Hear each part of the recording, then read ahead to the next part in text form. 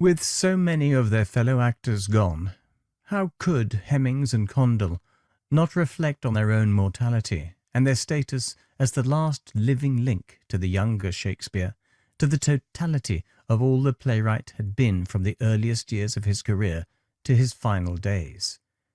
They knew his works better than anyone.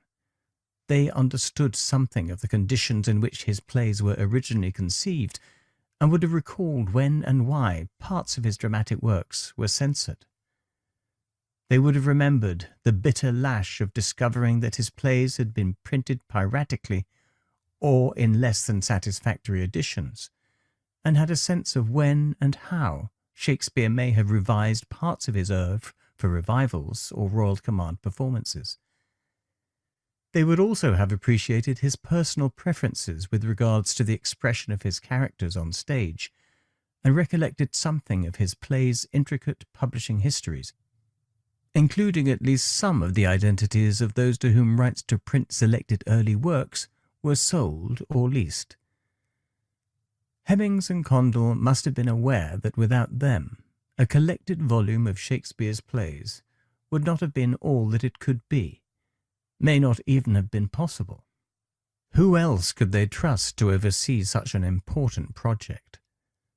They were the last hope for Shakespeare's book, the breathing, feeling archives of the dramatist's working practice, of the circumstances that shaped his writing, of the humanity in his words, and, most crucially, of his hopes for his own legacy. It was now or never. But there were more practical issues they had to deal with in the immediate future.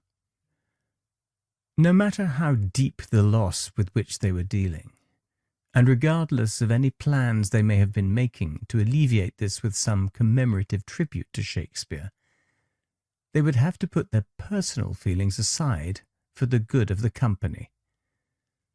By this point, Hemmings and Condell were devoting themselves increasingly to the management of the king's men.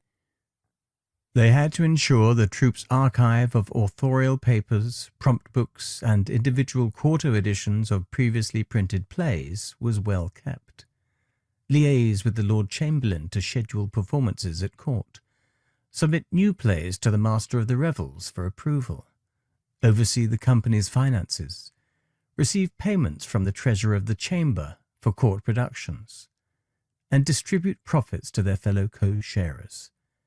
They would also have been aware that they had to find a way to steer their troupe through this present crisis and into its next phase without its star actor, even as the rest of London's theatre-going populace and, as it would turn out, the publishing community seemed unwilling to let him go.